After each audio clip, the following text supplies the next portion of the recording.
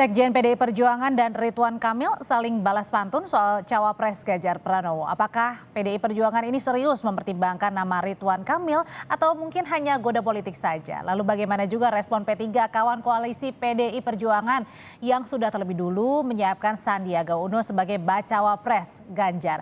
Kami bahas sore ini bersama dengan anggota DPR fraksi Golkar Ahmad Doli Kurnia, juru bicara P3 Ahmad Baidowi dan juga Direktur Eksekutif Parameter Politik Indonesia Adi Praitno. Sore Bapak-bapak.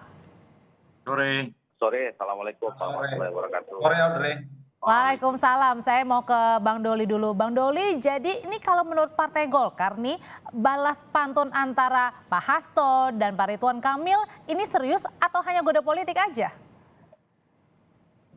Ya, saya kira kan kita dalam menghadapi pemilu ini memang harus serius ya.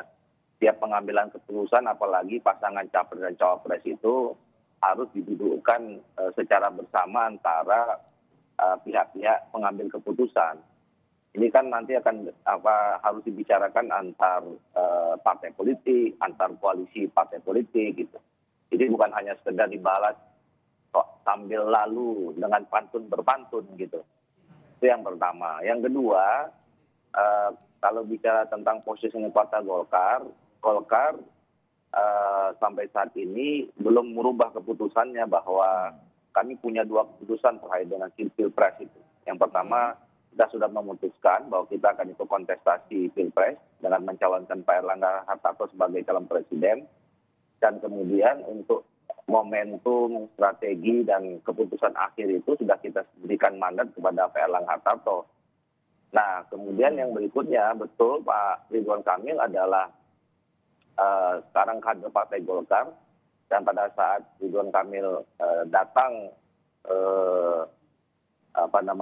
bergabung bersama kita, Pak Ridwan Kamil itu tahu persis ya. Saudara Ridwan Kamil tahu bahwa Golkar sudah punya keputusan-keputusan penting berkaitan dengan pileg, ada pilpres, tetapi pilkada juga gitu. Jadi dan seperti yang juga disampaikan oleh Pak Ridwan Kamil kan, Saudara Ridwan Kamil akan ikut putusan partai, kira-kira begitu. Tapi kalau gitu pertanyaan selanjutnya nanti akan dijawab Mas Awi. Gimana dengan P3? P3 kan sudah duluan nih mendukung baca pres Pak Ganjar, sudah menyodorkan juga nama Sandiaga Uno, tapi PDIP malah berbalas pantun dengan Partai Golkar dengan membawa nama Ridwan Kamil sebagai bacawa pres Pak Ganjar. Usai jeda nanti akan dijawab oleh Bapak-bapak, tetaplah bersama kami. Sekarang saya ke Mas Awi. Mas Awi, tanggapannya untuk dari P3 nih, gimana nanggepinnya dari balas pantunnya Pak Sekjen PDIP dengan Pak Ridwan Kamil? Merasa terganggu nggak sih goda politik yang digoyangkan oleh PDIP? Sama sekali enggak, kan itu hanya joke politik saja gitu kan. Jadi nggak dianggapnya serius ini, hanya bercanda? Kalau perlu kita bikin pantun juga kan begitu. Ini kan soal menentukan calon wakil presiden itu kan harus melalui ada mekanismenya. Jadi kalau misalkan ada lontaran-lontaran di panggung kegiatan, itu kan tidak bisa serta-merta dimaknai sebagai sebuah keputusan. Namun demikian, P3 juga menyadari ketika Pak Hasto berpantun seperti itu karena dalam beberapa kali diskusi dengan PDIP itu Ridwan Kamil termasuk nama-nama yang dipotret untuk kemungkinan menjadi calon wakilnya Ganjar di samping nama-nama yang lain. Jadi kalau kemudian acaranya itu kemudian acaranya di Bandung, gitu. Coba acaranya di tempat lain mungkin pantunya berbeda karena acaranya di Bandung itu Pak Ridwan di situ. Tapi karena gini Mas Awi, koreksi kalau saya salah, dari sekian banyak nama yang benar-benar terang disebutkan adalah namanya Pak Ridwan Kamil dari sekian nama bacawa pres nih. Ya kalau Mbak Puan itu malah lebih terang lagi menyebut beberapa kan begitu. Jadi itu hanya bagian dari gimmick politik kita memainnya. Terus kemudian soal calon wakil presiden kan tentu akan dibicarakan PDIP bersama dengan partai-partai pengusung lainnya gitu.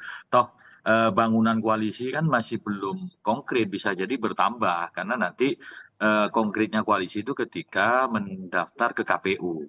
Namun demikian kita menyadari bahwa di antara tokoh-tokoh yang ada karena P3 sudah memutuskan Pak Sandiaga Uno sebagai calon pendampingnya Mas Ganjar, memang ada sejumlah tokoh yang coba juga dijajaki kemungkinan.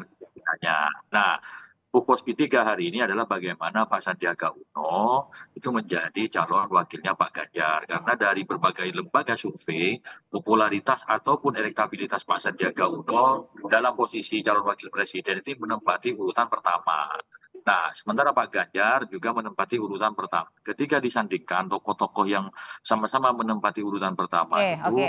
itu sangat mungkin untuk bisa Oke, artinya memenangkan. P3 tetap pada bacawa presnya adalah Sandiaga Uno, tapi kemudian kalau dari Golkar tadi tetap serius kepada Pak Erlangga. Nah, sementara PDIP kalau kemarin kita wawancara Pak Sekjen bilang ini serius goda politiknya. Sebenarnya gimana sih memaknainya, Mas Adi? Ya, saya kira dua hal, Audrey. Pertama, kalau kita bicara tentang angka-angka statistik, tentu duet antara Ganjar dan Ridwan Kamil relatif menjanjikan. Ini tentu akan meningkatkan elektabilitas Ganjar ya, yang memang merajai di dua provinsi besar di Jawa, Jawa Timur dan Jawa Tengah. Jadi kalau duet ini terwujud, maka Jawa Barat akan dikuasai pasangan Ganjar dan Ridwan Kamil ya. Oke.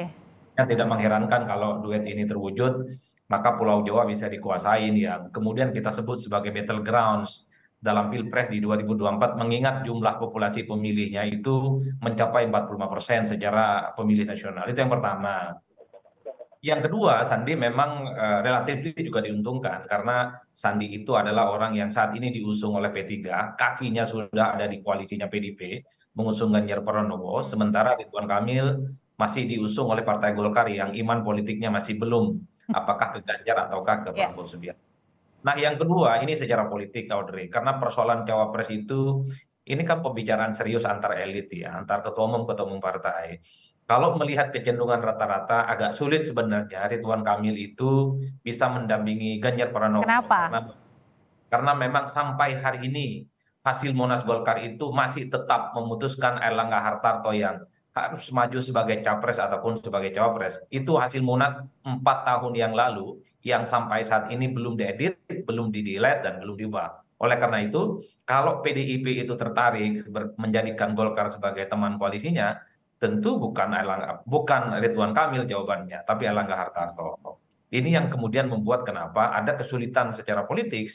Pertama, Golkar belum bergabung dengan PDIP. Yang kedua, capres dari Golkar itu bukanlah Erlangga Hartarto. Tapi saya kira tidak pernah tahu di end of the day-nya itu ke depan apakah Golkar akan mengubah siapa capres ataupun cawapresnya yang akan mereka usung. Mengingat dinamika politik yang berkembang, ada godaan dari PDIP, karena ada kecenderungan Oke. memang Golkar sampai saat ini agak sulit. Oke. Tapi yang bagi saya ini adalah bahasa komunikasi politik sebenarnya yang disampaikan oleh PDIP kepada Golkar. Ini kalau kita membaca konteks tidak terlepas dari Tapi konteksnya serius ya, yang pasti ya, Mas Adi. serius. Ini kan sebelumnya kita melihat bagaimana Megawati menyebut ada dua partai politik yang sedang mikir-mikir untuk bergabung. Oke, pada saat kemarin di Bung Karno. Nah, ini seakan-akan pantun berbalas dari pernyataan Megawati sebagai bentuk keseriusan menggoda Golkar. Mereka menyebut salah satu kader mereka, sekalipun newcomer di Golkar, Ridwan Kamil masuk dalam salah satu kader ya, cawapres yang. Baik. Kalau nama Sandi, Mas Adi? Kalau bicara tentang Sandi tentu juga menjanjikan dari survei-survei ketika diduetkan orang ini juga leading dan bisa meningkatkan elektabilitas Ganjar ya. Karena Sandi bukan hanya popularitasnya yang sudah mentok, tapi elektabilitasnya juga oke. Ini barang bagus, cuman memang sampai saat ini belum kelihatan tanda-tanda apakah Sandi menjadi satu-satunya yang kemudian akan dipilih oleh Ganjar. Tidak, tapi Sandi relatif lebih diuntungkan. Selain bekal elektabilitasnya oke, yang kedua yang paling penting P3 sejak awal merupakan partai politik yang iman politiknya sudah menafkahkan segala hal di mana untuk menggunakan PDIP dan calon dari yaitu Ganjar Pranowo. Oke, kalau gitu kan rata-rata yang lain ya Sandi lebih diuntungkan dalam konteks P3 sudah menjadi koalisi dari PDIP. Oke, kalau misalnya Mas Awi memang Mas Sandi ini sudah diuntungkan karena P3 sudah masuk mendukung Pak Ganjar. Nah, tapi kan nggak ada jaminan bahwa Pak Sandiaga Uno ini menjadi bacawa presnya Pak Ganjar, Mas Awi. Ya memang belum ada jaminan, tetapi langkahnya paling tidak sudah separuh langkah lebih maju dibanding kandidat yang lain. Pertama, Pak Sandiaga Uno sudah berbaju P3 dan P3 menyatakan kerjasama politik dengan PDIP. Dan kemudian dari sebaran keterwakilan saling melengkapi antara Pak Ganjar dengan Pak Sandi.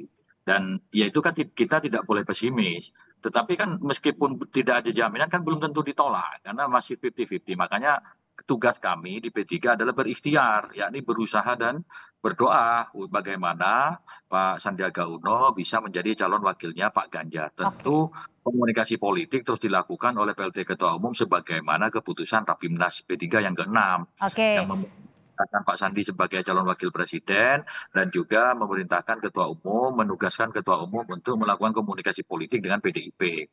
Oke, kalau P3 ini masih mendekati PDIP untuk merebut ya hatinya Bu Mega untuk menentukan bacawa pres. Nah, tapi kalau dari Golkar sendiri, kan Golkar sudah tawarkan, kemudian juga kemarin sudah disinggung oleh Bu Mega di bulan Bung Karno, kenapa nggak Partai Golkar langsung aja merapat dukung Pak Ganjar, Mbak Noli?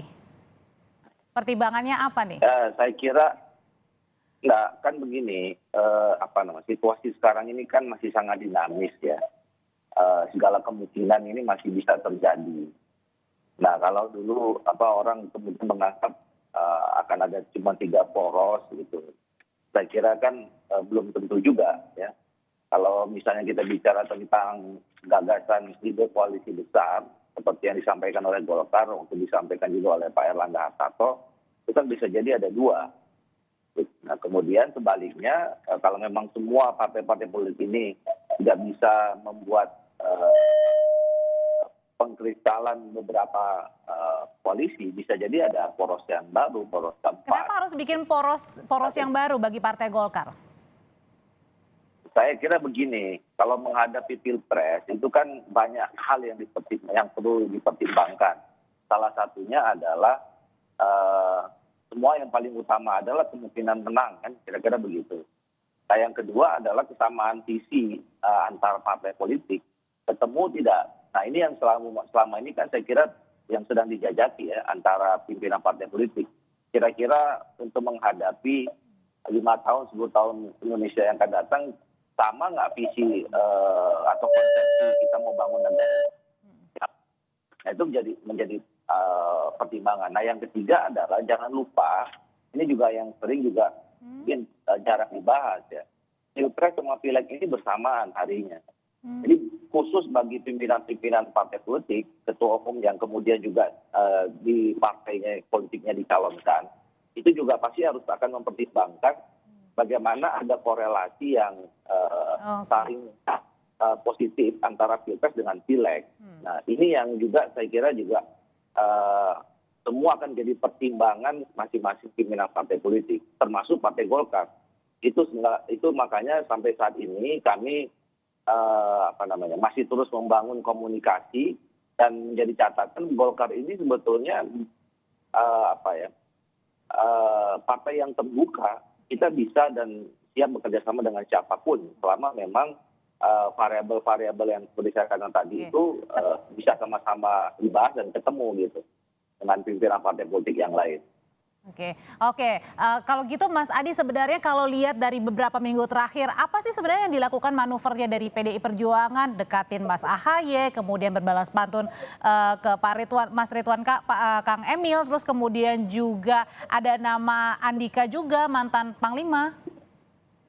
Ya, itu menunjukkan bahwa politik kita menuju 2024 sangat cair, Mbak Audrey. Jadi tidak bisa disimpulkan seakan-akan yang bisa bertanding di 2024 itu adalah sesuatu yang saat ini sudah viral, menjadi fakta politik yang tidak terbantahkan. Tidak juga, karena sangat mungkin Golkar itu sedang berusaha untuk membentuk satu poros politik sendiri. Misalnya Golkar dengan PAN itu sudah cukup menggenapi ambang batas presiden 20%. Atau Golkar dengan Demokrat itu juga bisa memenuhi ambang batas presiden yang memungkinkan Pak Erlangga maju sebagai capres, ataupun Golkar dengan PKB ya. Itu artinya apa? Karena di 2024 orang seakan-akan melihat hanya pilpres, tapi banyak yang lupa bahwa pileg itu adalah suatu hal yang juga kunci. Kalau Golkar akan maju, maka poros politiknya benar, bukan hanya 2, mungkin ada 3 ataupun 4. Kalaupun toh misalnya nanti jagoan Golkar kalah di putaran pertama, minimal pilegnya selamat, baru kemudian di putaran kedua bicara tentang koalisi dengan siapa, dengan Ganjar dan dengan Prabowo. Nah, yang paling penting adalah kenapa misalnya PDIP sering menggoda kader-kader partai politik yang lain, sekalipun itu misalnya ada di luar pemerintahan seperti Demokrat. Ini menunjukkan bahwa PDIP juga melihat bagaimana untuk menang di 2024 tidak Makanya masih dijajaki beberapa nama ya untuk baca cawapresnya pendamping Pak untuk Ganjar. memenangkan pertarungan di 2024 tidak Baik. sederhana itu. Ingin Baik. mengakumulasi begitu banyak kekuatan politik dari partai untuk memastikan bahwa target mereka hat-trick dan menang yang ketiga kalinya bisa tercapai. Oke. Karenanya semua partai digoda. Yang digoda adalah Baik. bagaimana posisi Oke, kami sudah tangkap. kepada mereka. AHY.